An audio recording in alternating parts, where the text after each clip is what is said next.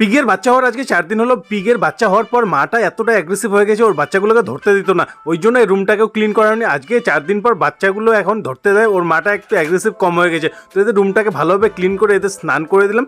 আর যে মার পিগটার একটা বাচ্চা রয়েছে, ওই বাচ্চাটার বয়স আজকে 9 দিন, আর নতুন বাচ্চাগুলোর বয়স হচ্ছে 4 দিন। নতুন বাচ্চাগুলোই মনে হচ্ছে বেশি হেলদি, এই মা পিগটার মনে হচ্ছে দুধ কম হচ্ছে। তোমরা বলো এখন কি করা যায়? এরপর বাচ্চাগুলোকে নিয়ে গিয়ে ওর মার ওখানে ছেড়ে দিলাম, এরপর বাকি পিগগুলোকে পেট পুজো করে দিলাম, আর এখন চলে গেলাম মুরগির ডিম কালেক্ট করার উদ্দেশ্যে। কি জানি এখন মুরগিগুলো গরমের জন্য হয়তো কম ডিম পাচ্ছে, একটা ডিম পেয়েছে। এরপর মাও চলে এসেছে, মা বললো সন্ধ্যাবেলা চলে যাবে, মা খাবার নিয়ে এসেছে, তো ফটাফট আমিও স্নান করে এখন ফটাফট আগে পেটটা পুজো করে নিলাম। অনেকে বলছে মুরগির ফার্মটাকে আপগ্রেড করে পুকুরের উপর ফার্ম তুলতে, আর মুরগির যে ওয়েস্টেজগুলো থাকবে সব মাছ খেয়ে নেবে, মাছও বড় হবে, মুরগিও বড় হবে। এটাতে সুবিধা হবে শুধু গরমের দিনে, কিন্তু ঠান্ডার দিনে নিচ দিয়ে যখন হাওয়া ঢুকবে মুরগিগুলো ঠান্ডার মধ্যে কাঁপতে কাঁপতে মারাই যাবে। পুকুরের উপর ফার্ম তোলার ব্যাপারটা আমার মাথায় এসেছিল, কিন্তু এটা কার্যকারী না, ওই জন্য আমি আর এই ব্যাপারে আগাই। এখন মা রাতের খাবারের জন্য ব্যবস্থা করতে শুরু করলো, আর কিছু রুটি মা বাবার জন্য প্যাক করে নিল, আর আমিও এখন চলে গেলাম পুকুরে গিয়ে হাঁসগুলোকে তুলে নিয়ে এসে বাড়িতে রেখে দিলাম। এর মধ্যে মাও রেডি হয়ে গেছে, তো আর কি মাকে নিয়ে গিয়ে গাড়িতে তুলে দিয়ে আসলাম। তো দেখা হচ্ছে কাল, টাটা বাই বাই।